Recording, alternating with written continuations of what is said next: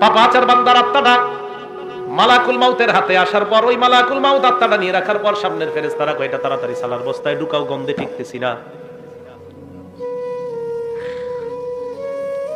আত্মাটা এইভাবে পেঁচানোর পরে আত্মা নিয়ে যখন রওনা হয়, অন্য ফেরেশতারা কয় কার আত্মা কোথায় নিয়ে যাও, সরাও তাড়াতাড়ি।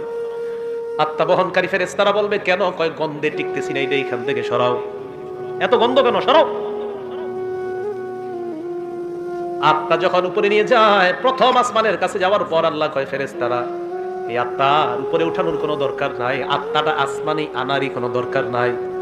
উক্তুবু কিতাব আবদি ফি সিজ্জিন, আমার বান্দার আমলনামা সিজ্জিন নামক জায়গার মধ্যে লিপিবদ্ধ করে দাও। চিল্লায়া বলেন নাউজুবিল্লাহ।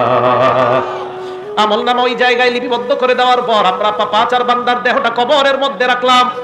কবরে রাখার পর আল্লাহ বলেন তার আত্মা কবরে তার দেহের মধ্যে ঢুকিয়ে দাও। কবরে তার দেহের মধ্যে আত্মা ঢুকিয়ে দেওয়ার পর ফায়াতিয়ানিহি মালাকান, দুইজন ভয়ঙ্কর ফেরেশতা আসবে, মাথার চুলগুলা পায়ের মধ্যে পড়বে।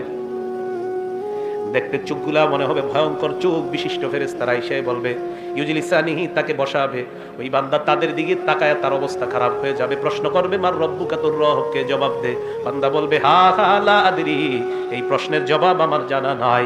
দুই নাম্বার ওয়ামা দিনুকা, তোমার ধর্ম কি, জবাব দাও। বান্দা বলবে হা হা লা আদরি, আমার প্রশ্নের জবাব জানা নাই। তিন নম্বরে বলবে ওয়ামান হাদার রাজুল, এই মানুষটাকে চিনো। ওই বান্দা বলবে হা হা লা আদরি, আমার প্রশ্নের জবাব জানা নাই। এই কথা বলার পর ওই ফেরেশতাদের প্রশ্ন উত্তর পর্ব চলার পর আল্লাহ ডাক দিয়ে বলবে ফেরেশতারা থাম।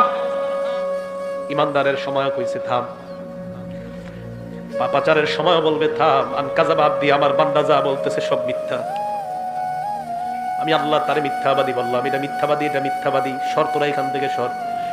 আলবিসুহু মিনান নার, তার শরীরে জাহান্নামের আগুনের পোশাক পরায় দে। ওয়াফরিশুহু মিনান নার, তার কবরের মধ্যে জাহান্নামের বিছানা বিছায়া দাও। কোরআনে আল্লাহ বলেন লাহুম মিন জাহান্নামা মিহাদ ওয়া মিন ফাওকিহিম গাওয়াশ, নিচে তাকায় দেখবে নিচের বিছানাটা আগুনের বিছানা, উপরে তাকায় দেখবে কবরের দায়াস ডান্ডা। এই ডান্ডা নিয়ে লোকটাকে একটা জোরে আঘাত করবে। হাদিসে আসছে ইয়াসিহু সাইহা, এমন জোরে একটা চিৎকার মারবে ইয়াসমাউহা কুল্লু শাইইন ইল্লা সাকালাইন, দুনিয়ার জিন ইনসান ছাড়া সবাই তার চিৎকারের আওয়াজ শুনতে পায়। গরু শুনতে পায়, ছাগল শুনতে পায়, দুনিয়ার মানুষ আর জিন ছাড়া সবাই তার চিৎকারের আওয়াজ শুনতে পায়। এই জন্য মুসলমান সাবধান, পাপাচার হয়ে মৃত্যুবরণ করলে কবরের অবস্থাটা হবে বড় ভয়ঙ্কর। আল্লাহ বলবে ওয়াফতাহু লাহু বাবান ইলান নার, তার কবর থেকে জাহান্নামের একটা দরজা খুলে দাও। হাদিসে আসছে ফায়াতিহা মিন সাবুবিহা ওয়া হারুরিহা, কবরের প্রচন্ড গরম, জাহান্নামের গরমগুলা তার কবরে একটু পর পর বারবার আসতে থাকবে। এই ভয়ঙ্কর আগুনের উত্তাপে চারদিকে যখন তাকায় দেখবে নিচে আগুন, উপরে আগুন, চারদিকে আগুন আর আগুন। এই ভয়ঙ্কর আগুনের অবস্থা দেখার পর ওই বান্দার ব্যাপারে আল্লাহ পাক রব্বুল আলামিন বলবেন পাপাচার হওয়ার কারণে তার এই শাস্তি হবে কিয়ামত পর্যন্ত। এই জন্য মুসলমান, পাপাচার অবস্থায় আমার আপনার মৃত্যু যদি হয় তাহলে আমার আপনার অবস্থাটা হবে ভয়ঙ্কর। আল্লাহ আমাকে আপনাকে সবাইকে উত্তম মুমিন হিসাবে যেন আমরা মরতে পারি আল্লাহ তৌফিক দান করেন, বলেন আমিন।